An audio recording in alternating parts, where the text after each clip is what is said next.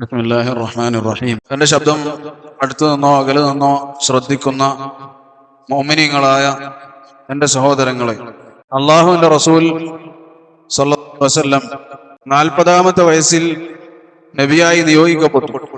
ജനങ്ങൾക്കിടയിൽ, കുടുംബങ്ങൾക്കിടയിൽ ഹഖ് വിളിച്ചോതണം എന്ന കൽപ്പന ലഭിച്ചു. അങ്ങനെ കുടുംബങ്ങളെ വിളിച്ചുകൊണ്ട് അള്ളാഹു സുബ്ഹാനഹു വ തആലയുടെ ദീൻ പ്രചരണം നടത്തി. ആരും സ്വീകരിക്കാനില്ല, എല്ലാവരും തള്ളി പറയുകയാണ്. ഉൽമജാസ് ചന്തയിൽ വെച്ച് ആളുകളോട് വിളിച്ചു പറയുന്നുണ്ട്, യാ അയ്യുഹന്നാസ് ഖൂലു ലാ ഇലാഹ ഇല്ലല്ലാഹ് തുഫ്ലിഹു. അല്ലയോ ജനങ്ങളെ, നിങ്ങൾ അല്ലാഹു സുബ്ഹാനഹു വ തആല അവൻ മാത്രമാണ് ആരാധനക്കർഹൻ എന്നുള്ളത് നിങ്ങൾ പറയൂ. ലാ ഇലാഹ ഇല്ലല്ലാഹ് നിങ്ങൾ പറയൂ, തുഫ്ലിഹു, നിങ്ങൾക്ക് വിജയിക്കാം.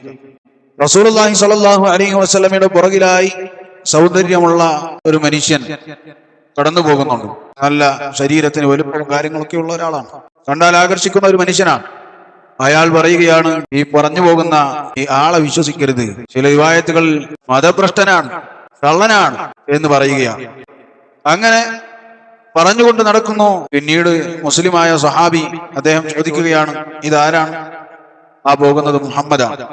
പുറകിലുള്ളതാരാണ്? അദ്ദേഹത്തിന്റെ പിതൃവ്യൻ, സ്വന്തം പിതാവിന്റെ ജ്യേഷ്ഠൻ അബൂലഹബ.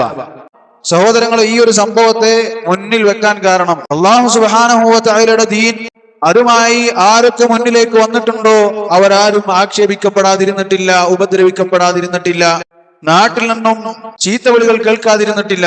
അവരെല്ലാം കേട്ടിട്ടുണ്ട്.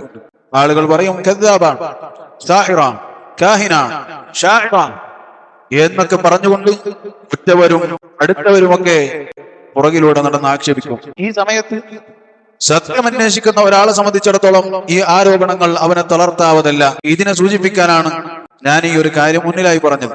നമ്മളുടെ നാടുകളിൽ മലയാളത്തിൽ ഖുതുബ നടത്തുന്ന ആളുകൾ, ഖതീബുമാർ, അവർ വിളിച്ചു പറയുകയാണ്, തീവ്രവാദി എന്നാണ് വിളിക്കുന്നത്. പച്ചയായി അങ്ങനെ തന്നെ.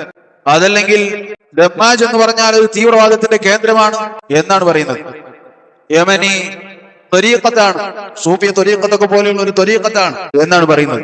അങ്ങനെ എന്തൊക്കെ അവർക്ക് പറയാൻ സാധിക്കുമോ അതൊക്കെ അവർ പറയുന്നുണ്ട്. എവിടെയൊക്കെ ദഅവത്തുമായി അഹ്ലുസുന്നത്തി വൽ ജമാഅത്തിന്റെ മർക്കസുകൾ, ദുർനിഷ്കൾ അത് നിലനിൽക്കുന്നുവോ അവിടെയെല്ലാം ആക്ഷേപവുമായി പല വിധത്തിലുള്ള ആളുകൾ പുറകിലൂടെയുണ്ട്. അഹ്ലുസുന്നത്തി വൽ ജമാഅത്തിന്റെ ദഅവത്തിനെതിരെ സമൂഹം ഒന്നടങ്കം ഒറ്റക്കെട്ടാണ്. റഹ്മത്തുള്ള എന്ന് പറഞ്ഞ റഹ്മത്തില്ലാത്ത ഒരാൾ, ആ ആൾ അഹ്ലുസുന്നത്തി വൽ ജമാഅത്തിന്റെ ദഅവത്തിനെ കുറിച്ച് സംസാരിച്ചു, ദമ്മാജിനെ കുറിച്ച് സംസാരിച്ചു, ആക്ഷേപിച്ചു. അതുപോലെ ജമാഅത്തെ ഇസ്ലാമിയുടെ ആളുകൾ ദമ്മാജിനെ കുറിച്ച് ആക്ഷേപിക്കുന്നു. അതുപോലെ വാർത്താ ചാനലുകളിൽ ദമ്മാജ് നിറഞ്ഞു നിൽക്കുന്നു.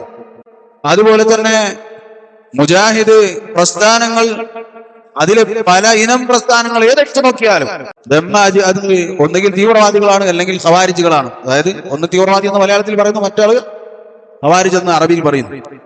അങ്ങനെ ആക്ഷേപങ്ങളും കുപ്രചരണങ്ങളും ഏറെ ഏറ്റിട്ടും അൽഹംദുലില്ലാഹ് അല്ലാഹു സുബ്ഹാനഹു വ തആലയുടെ ദീൻ അതിവിടെ ബാക്കിയാണ്. സഹോദരങ്ങളെ, ഈ ഒരു അവസരത്തിൽ അഹ്ലുസുന്നക്ക് എന്ത് പറയാനുണ്ട് എന്നതാണ് എനിക്ക് പറയാനുള്ളത്. തീവ്രവാദം എന്നതല്ലാതെ വേറൊന്നും ഇതിനെ കുറിച്ച് കേട്ടിട്ടില്ല. അവർ യഥാർത്ഥത്തിൽ തീവ്രവാദികളാണോ? അബൂലഹബിന്റെ സംസാരം കേട്ട് അന്ന് തന്നെ ചെവിയും പൂട്ടി കഴിഞ്ഞു കാര്യം, ഇവൻ കള്ളനാണ്, മതഭ്രഷ്ടനാണ് എന്ന് പറഞ്ഞ് അവസാനിപ്പിച്ചിരുന്നുവെങ്കിൽ ആരാണ് പിന്നെ മുസ്ലിം ആവുക? സത്യം സ്വീകരിക്കാൻ ആരാണ് മുന്നിലേക്ക് കടന്നു വരിക? ശൈഖ് അബൂ ബിലാൽ ഹഫിളഹുല്ലാഹ് അദ്ദേഹം ഇടയ്ക്കിടയ്ക്ക് പറയാറുള്ള ഒരു കവിതാ ശകലം, യബ്നൽ കിറാമി അലാ തദ്നു ഫതുബ്സിറമ ഹദസുക അന്ന വമാ റായിൻ കമൻ സമിഅ. അല്ലയോ ആദരണീയരുടെ മകനെ, നീ ഒന്ന് അടുത്ത് വാ, എന്നിട്ട് നീ ഇതൊക്കെ ഒന്ന് കാണും.